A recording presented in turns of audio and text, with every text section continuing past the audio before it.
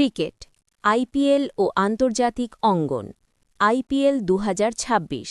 আইপিএলের লড়াই এখন তুঙ্গে, সবশেষ ম্যাচগুলোর ফলাফল এক নজরে। মুম্বাই ইন্ডিয়ান্স বনাম আরসিবি।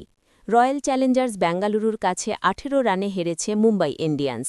এটি মুম্বাইয়ের জন্য বড় ধাক্কা, কারণ টুর্নামেন্টে এটি তাদের টানা তৃতীয় পরাজয়। সিএসকে বনাম দিল্লি ক্যাপিটালস।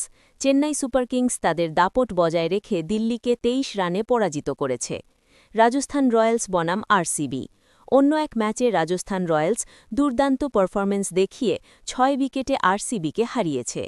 নারী ক্রিকেট, বাংলাদেশ বনাম শ্রীলঙ্কা নারী দল। বাংলাদেশ ও শ্রীলঙ্কা নারী দলের মধ্যকার দ্বিপাক্ষিক সিরিজ শুরু হচ্ছে। ভেন্যু সিলেট আন্তর্জাতিক ক্রিকেট স্টেডিয়াম। ফরম্যাট সিরিজে ওয়ানডে ও টি-20 উভয় ফরম্যাটেই লড়াই হবে। ফুটবল, শোক ও দুশ্চিন্তার খবর। ঘানা ফুটবলে শোকের ছায়া।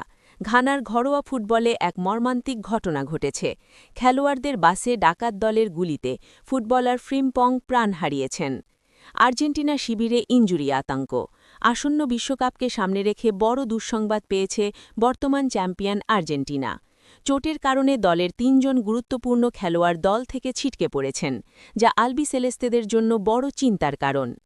গলফ, মাস্টার্স শিরোপা। গলফ দুনিয়ায় নিজের আধিপত্য ধরে রেখেছেন ররি ম্যাকলিরয়। তিনি টানা দ্বিতীয়বারের মতো মর্যাদাপূর্ণ মাস্টার্স শিরোপা জিতে নিয়েছেন।